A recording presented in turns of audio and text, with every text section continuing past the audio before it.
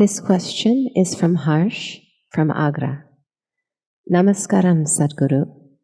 It has taken nearly 3 decades to resolve the Ram Janma dispute. With Ram Janmabhumi Puja just days away, there is a lot of excitement in Ayodhya. Even though Ram was a king, why is he worshipped even today?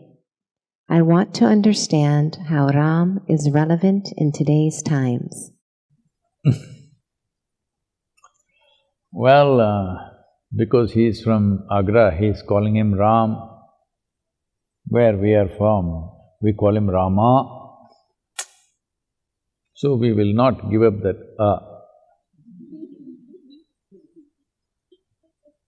in case somebody just forgets that I'm South Indian, because looking at my name, some people think I'm a Punjabi. My name and my name and my mane, both, they think I must be a Punjabi. No, we call him Rama. I won't go further down to Tamil Nadu and call him Raman, then people will be confused. They may think that I'm talking about somebody else. Rama. See, this is the beauty of this culture, that there is no the God. There are qualities that we recognize as divine.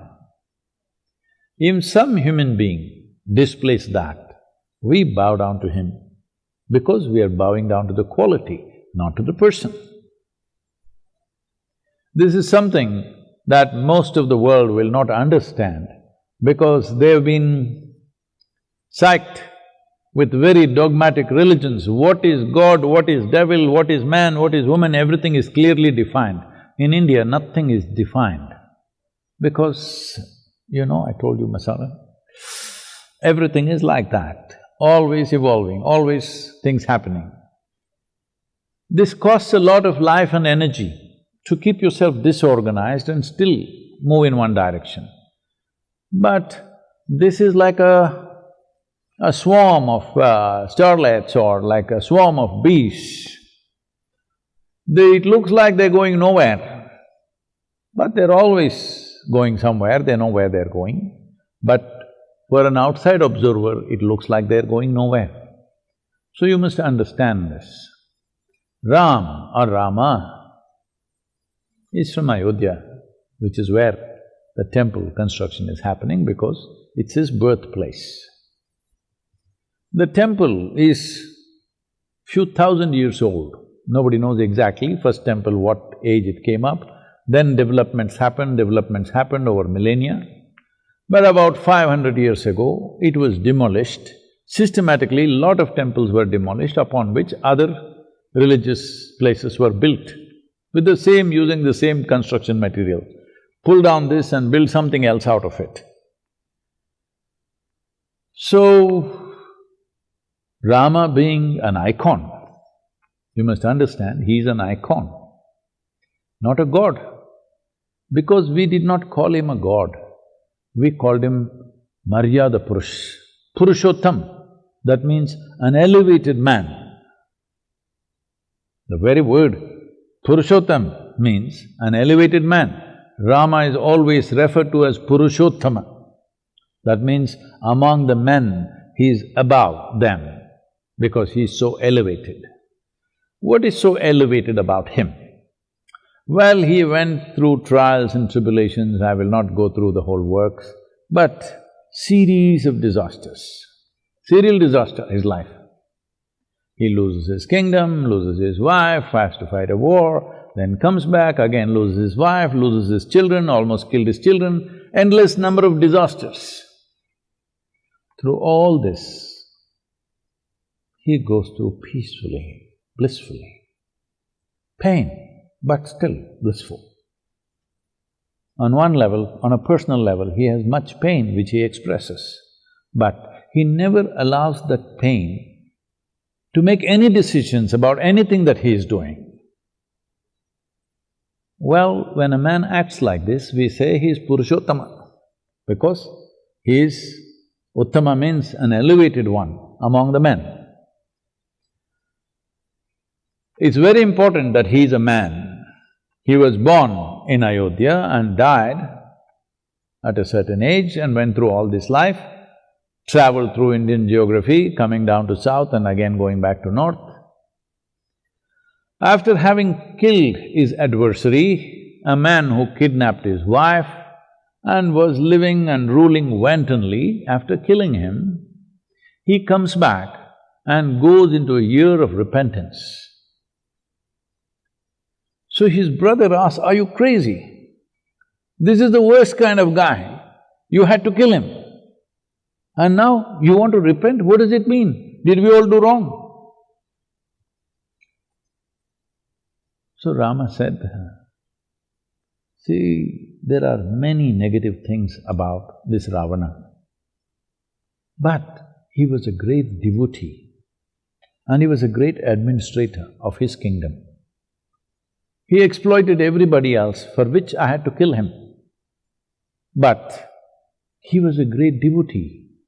For that I'm repenting, that I killed a devotee." Well, this man needs to be emulated, and it's very important that he is a man. If he becomes a god, you'll hang him on the wall and forget about him. Nobody tries to ever emulate a god, you must understand this. God means is beyond emulation. That is the idea of human mind. A man means, if he's doing really wonderful, naturally there is an aspiration in everybody, why can't I be like this? So it's extremely important that he is a man. He was a king, he lost his kingdom and again came back and walked away from all the wealth and pomp of his kingdom just because somebody else was upset. His stepmother was little upset and she was doing little kuchu-kuchu behind his back. She said, "If this is what you want, I will leave." Well, this man needs to be emulated. When people are hanging on to power like crazy today, no matter what, even if they lose the election, they don't want to go. At a time like this, emulating Rama is very, very, very important. So why is this temple important? The temple is important because in many ways, at least in the northern part of the country, in south, not so much, it is very much there but not so much. But in the north, Rama is their spirit. And 500 years ago, when foreign invaders from Turkey and some from Mongolia later on, they came and they systematically went about destroying all the temples, which were ancient temples built long time ago, which was the fundamental force for that society, and put up whatever they wanted to put up hurriedly on top of it. This dispute has been raging. This dispute has been in the court for, I think, if I'm correct, about 135 years, since the British era. It has been in the court and going on and on and on. Because we have developed a certain kind of wanting to be politically correct at any cost, unfortunately, in the country, no judge has been wanting to take a call on it. Everybody is pushing it so that his term is over, let the next one handle the trouble. Because two communities are fiercely contesting as to whose property is it. But now the Supreme Court, after a long process of nearly 3 to 4 decades in the Supreme Court, it's been going on, now it came to a conclusion, looking at all the proof, clearly, archaeological proof, clearly more than 100% it suggests that there was a temple and it was pulled down, hurriedly they put up a building on top of it. So they said, this must be built as temple. For the other community, they allotted another piece of land close by, within 20 miles or 20 kilometers or something like that. They said, you build your place there, let them build their place here. So it is not just another temple, it's a resurrection of India's spirit. Because it is not just one particular denomination or religion who looks up to Ram. There's a whole lot of people, people who belong to other religions who also want to emulate him, who also eulogize him in many, many ways. So in many ways, Ramayana, the story of Ram, has been so much a part of Indian ethos. So it is almost like a resurrection of a damaged national spirit. So I think it's a good thing it's happening, because otherwise unnecessary hatreds against other communities will continue.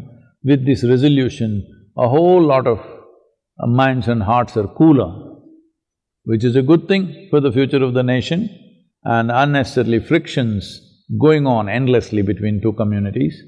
So I think one major problem has been settled.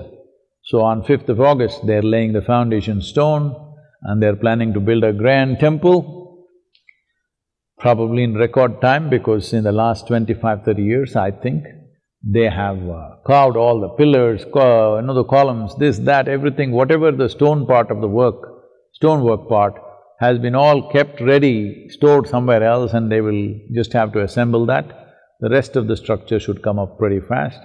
Hopefully, in 24 months or 30 months, this grand temple will be up. And because of the virus situation, they have sent out only 150 invites. Otherwise, probably 10 million people would be there, 10 to 12 million people would be there for this opening of the temple or even foundation laying, but only 150 invites are sent out. So rest is being live telecast, people can see it on the television or maybe it's webcast, I don't know.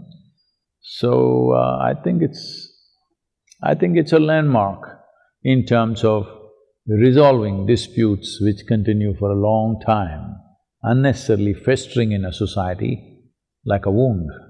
I think it should cool down many people.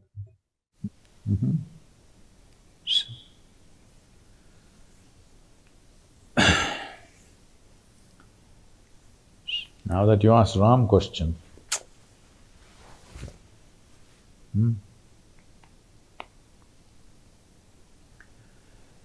Ye tirugananu dayachu chadava inavam shottama Rama. Ye tirugananu dayachu chadava inavam shottama Rama. Natarama bhava sagaramidhanu nalinadhalekshana Rama. Natarama bhava sagaramidhanu nalinadhalekshana Rama. Shri Raghunandana Sitaramana Stritha Poshaka Rama. Shri Raghunandana Sitaramana Stritha Poshaka Rama. Karunyalaya Bhaktavaradhaninu Kannadikanupurama. Karunyalaya Bhaktavaradhaninu Kannadikanupurama. Krurakarmamulu nerakachesiti Neramulenchakurama. Krurakarmamulu nerakachesiti Neramulenchakurama. Daridryamu pariharamu sayyave Daivashikamani Rama. Daridryamu pariharamu sayyave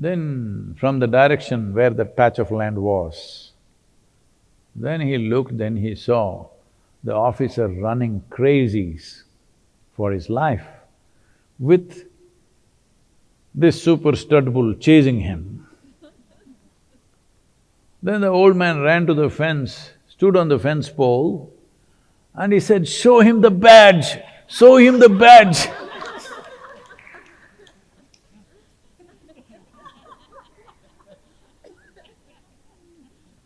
Please, don't flash your entitlements in the face of the virus. It's non-discriminatory.